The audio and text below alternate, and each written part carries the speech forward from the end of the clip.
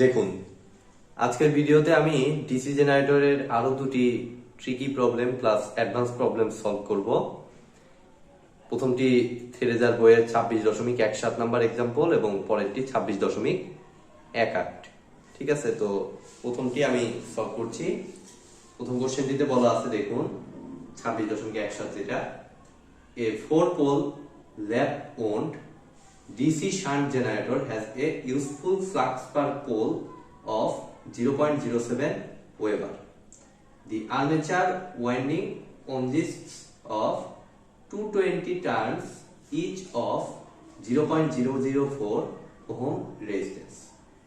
Calculate the terminal voltage when running at 900 rpm if the armature current is 50 ampere. ঠিক আছে, তো প্রথম কোশ্চেনটিতে দেখুন আমাদের ইএমএফ ক্যালকুলেশন করার জন্য সব ডাটাই আমাদের দিয়ে দিয়েছে। 4-pole lap on 0.07 ওয়েবার, অর্থাৎ আমরা ইএমএফ ইকুয়েশনটা থেকে আগে আমি জেনারেটেড ইএমএফটা বের করে দিচ্ছি আমার কাঙ্ক্ষিত ডাটা বের করার জন্য।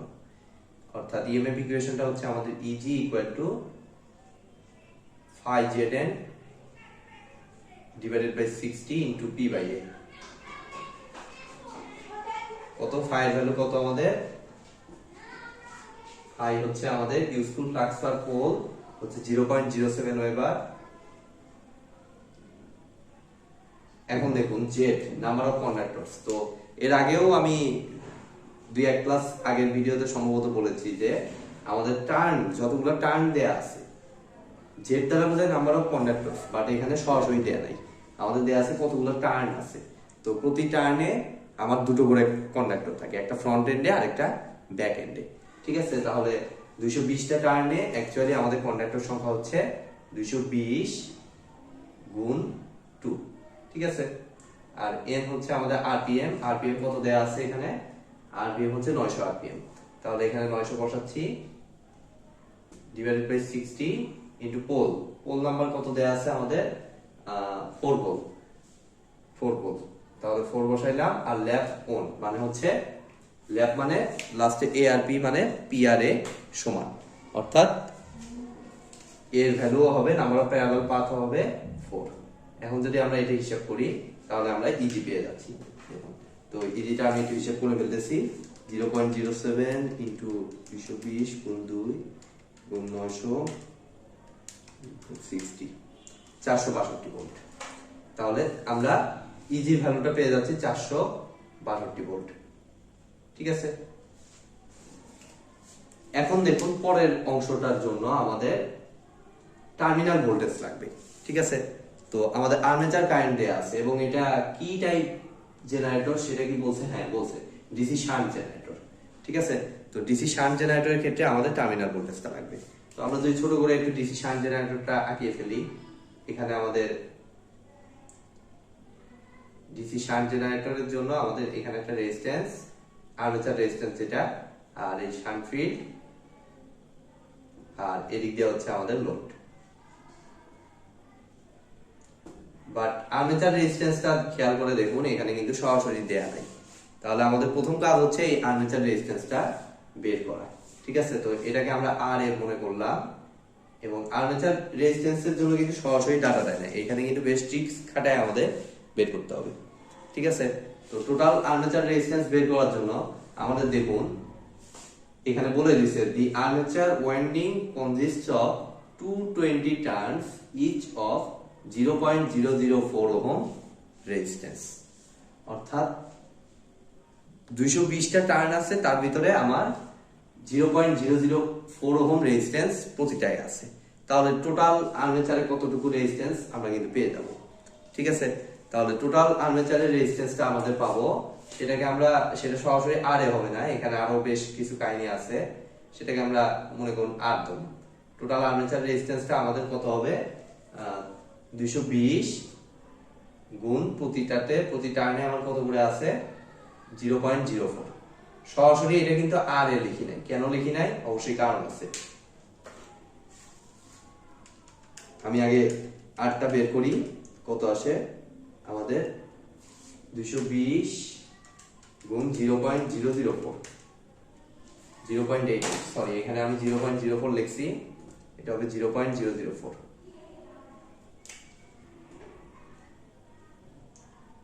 0.88 ওহম। এখন এটাকে কি আমি আর এ হিসেবে লিখতে পারবো? এখানে কিন্তু আমরা ভুলবশত এটাকে আর এ হিসেবে লিখে ফেলি, বাট এটা লিখলে কিন্তু ম্যাথটা হবে না, কারণ আমাদের এই আর্মেচার ওয়াইন্ডিংটা এত সিম্পল ভাবে থাকে না। ভিতরে মোটরের যে ওয়াইন্ডিং বাঁধা হয় সেখানে কিন্তু আমাদের বেশ কিছু প্যারালাল পাথ থাকে, সেই প্যারালাল পাথের উপর ডিপেন্ড করে আমাদের এইটার রেজিস্ট্যান্স আমাদের ক্যালকুলেট করতে হবে, ঠিক আছে? তো সেই জন্য আমরা তো জানি যে লেফট কানেক্টেড যেহেতু আমাদের নাম্বার অফ প্যারালাল পাথ হচ্ছে 4টা, ঠিক আছে? এই যেহেতু পোল নাম্বার 4, আমাদের নাম্বার অফ প্যারালাল পাথ হবে 4, ঠিক আছে? তাহলে প্রতি প্যারালাল পাথের রেজিস্ট্যান্স আমাদের হবে, সেটাকে আমরা আর প্রাইম মনে করলাম ধরুন, সেটা হবে অ্যাকচুয়ালি আমাদের কত, r divided by 4। Total resistance হচ্ছে 0.88 আর প্রতি প্যারালাল পাথে হচ্ছে 0.88 ডিভাইডেড বাই 4, মানে কত আসতেছে 0.22 ওহম, ঠিক আছে? আমরা কিন্তু পেয়ে গেলাম। এখন একটু খেয়াল করুন যে এখনো কিন্তু কমপ্লিট হয় না, এটাকেও আমি কিন্তু আর এ হিসেবে লিখতে পারবো না, কারণ এখানে বলা হয়েছে এটা প্যারালাল পাথ মানে আর্মেচারের ভিতরে টোটাল এই 4টা প্যারালাল পাথে এই ওয়াইন্ডিং গুলো লাইক এইভাবে থাকে, এবং প্রতিটা রেজিস্ট্যান্স হচ্ছে কত করে আমাদের, প্রতিটা রেজিস্ট্যান্স আমাদের 0.22 করে, ঠিক আছে? প্রতিটা 0.22। তাহলে এই 4টা আবার প্যারালাল আছে, তাহলে রেজিস্ট্যান্স প্যারালালে থাকলে আমরা কি জানি এদের ইকুইভ্যালেন্ট কি হয়? অবশ্যই 1 করে, বা যেহেতু ইকুয়াল আছে সবগুলা, তাহলে 4 দিয়ে ভাগ করে দিলেই হয়ে যাবে, ঠিক আছে? অর্থাৎ এবার আমি অ্যাকচুয়াল আর্মেচার রেজিস্ট্যান্সটা পাবো, যেটা হবে অ্যাকচুয়ালি আমাদের 0.22 ডিভাইডেড বাই 4। এবার আমরা অ্যাকচুয়ালি ফাইনাল রেজিস্ট্যান্সটা পেয়ে যাচ্ছি 0.22 0.055 ওহম, 0.055 ওহম রেজিস্ট্যান্স, ঠিক আছে? আমাদের কিন্তু আর এর ভ্যালুটা কেবল পাইলাম।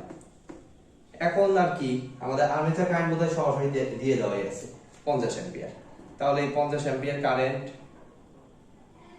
আমাদের লাগবে হলো এই ভিটা, তাহলে সেই ভি ইকুয়াল টু অ্যাকচুয়ালি হবে, আমাদের অ্যাকচুয়ালি হবে এই ইএমএফ জেনারেট হচ্ছে কত, 462 ভোল্ট। সেখান থেকে জাস্ট 50 ইনটু মাত্র যে আর এ পাইলাম 0.055, এখানে কি কোনো ব্রাশ ড্রপ দিছে একটু খেয়াল করি আমরা, না কোনো ব্রাশ ড্রপ দেয়নি, অর্থাৎ এটা মাইনাস করলেই অ্যাকচুয়ালি আমরা আমাদের কাঙ্ক্ষিত রেজাল্টটা পেয়ে যাব। 462 মাইনাস অ্যান্সার 459.25 ভোল্ট।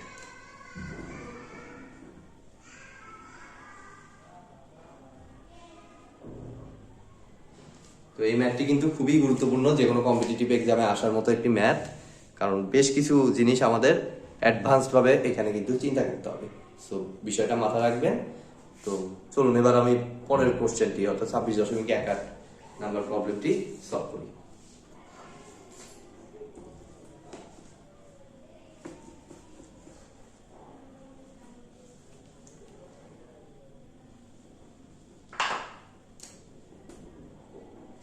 দেখুন 26.18 নাম্বার কোশ্চেনে বলা হয়েছে এ 4-pole lap owned long shunt DC compound generator has useful flux per pole of 0.07 Weber.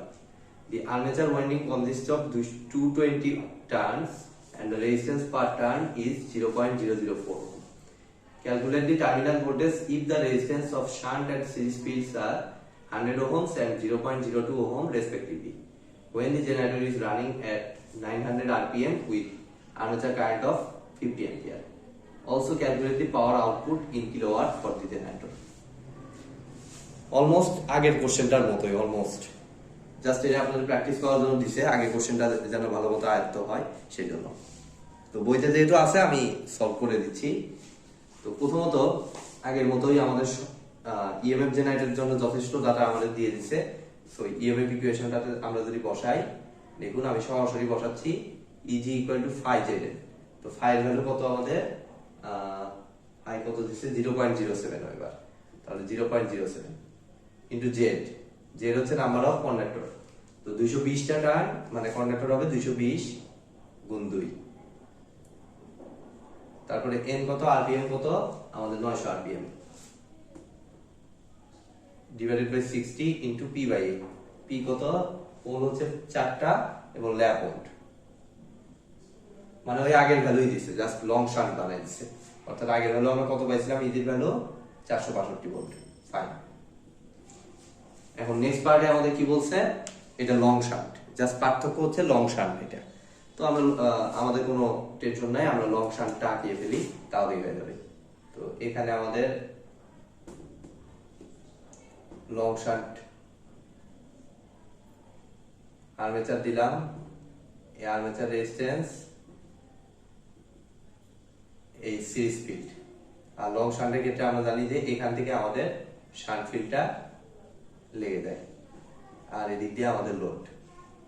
এই লোডেরই টার্মিনাল ভোল্টেজ মেবি চাইছে, তাই না? টার্মিনাল ভোল্টেজ, হ্যাঁ, সাথে পাওয়ার আউটপুটও চাইছে।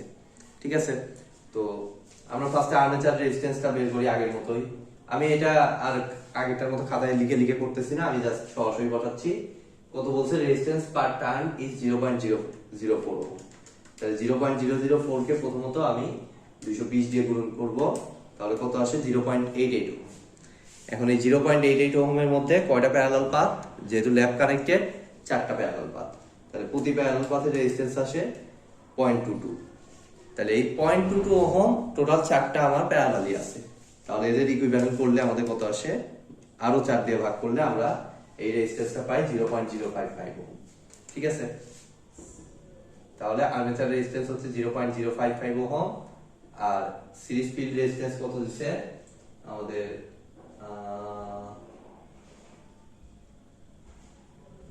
Series field resistance, shunt field resistance এগুলো কত, সিরিজ ফিল্ড হচ্ছে 0.02 ওহম, 0.02 ওহম, আর শান্ট ফিল্ড রেজিস্ট্যান্স কত দেয়া আমাদের, শান্ট ফিল্ড, যদিও শান্ট ফিল্ড আমাদের ক্যালকুলেশন লাগবে না, তাও সার্কিট যেহেতু আঁকাইছি আমি লিখে ফেলি 100 ওহম। এই তো, আর ইজি হচ্ছে 465 ভোল্ট। আর্মেচার কারেন্ট কত, আর্মেচার কারেন্ট হচ্ছে 50 অ্যাম্পিয়ার। তাহলে আমরা কত পাচ্ছি, 50 অ্যাম্পিয়ার হইলে আমরা আমাদের ভি লাগবে, কাঙ্ক্ষিত ভি আমরা দেখি কত আসে। তাহলে ভি ইকুয়াল টু আমরা অ্যাকচুয়ালি পাচ্ছি কত, 462 থেকে বিয়োগ দিব কত, আইএ। আইএ হচ্ছে 50 ইন্টু এই দুইটা রেজিস্ট্যান্স ক্লিয়ারলি দেখতে পাচ্ছি সিরিজ, তাহলে 0.02 প্লাস 0.055 হিসেব যদি করি আমাদের কত আসে দেখি আমরা, 462 মাইনাস 50 ইন্টু 0.02 প্লাস 0.055, 458.25 ভোল্ট।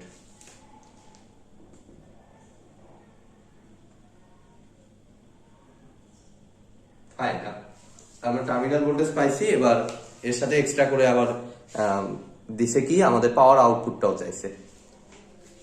তো পাওয়ার আউটপুট ভোল্টেজ জানা আছে লোডটার, এখন জাস্ট কারেন্টটা পাইলেই হবে, পি ইকুয়াল টু ভিআই করলেই হবে। তো কারেন্ট পাইতে হইলে আমরা এই ভোল্টেজটা জানি, তাহলে আমরা শান্ট কারেন্টও পাবো। শান্ট কারেন্টটা কত হয় প্রথমত দেখি, I shunt is equal to কত, এটা হচ্ছে ভোল্টেজ কত, 400, এই ভিটা অর্থাৎ 458.25 ডিভাইডেড বাই 100। তাহলে কত হয় আমাদের আই শান্টটা দেখি, ডিভাইডেড বাই 100, 4.5825, 4.5825 অ্যাম্পিয়ার। তাহলে আমাদের লোড কারেন্টটা কত আসতেছে, এই লোড কারেন্টটা এদিক থেকে এদিকে যেটা আসতেছে, সেই লোড কারেন্টটা জাস্ট আর্মেচার কারেন্ট থেকে এইদিকে যতটুকু গেছে সেটা মাইনাস করে নিলেই বাকিটুকু লোড কারেন্ট। অর্থাৎ আই লোড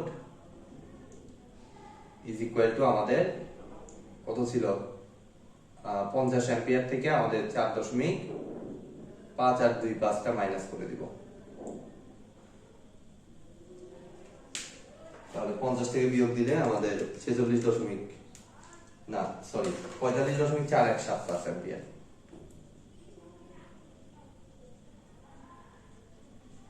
তাহলে এখন লোডের অ্যাক্রসের পাওয়ারটা আমাদের হবে এই আইএল এর সাথে জাস্ট গুণন হবে আমাদের ভি। ঠিক আছে, এই দুটো গুণন করে দিলে আমরা পাই এই 45.4175 গুণ 458.25 20,812.56, যেটাকে আমরা ইয়াতে কনভার্ট করে নেই, কিলোওয়াটে কনভার্ট করে নিলে 20.812 কিলোওয়াট একবারে লিখলাম।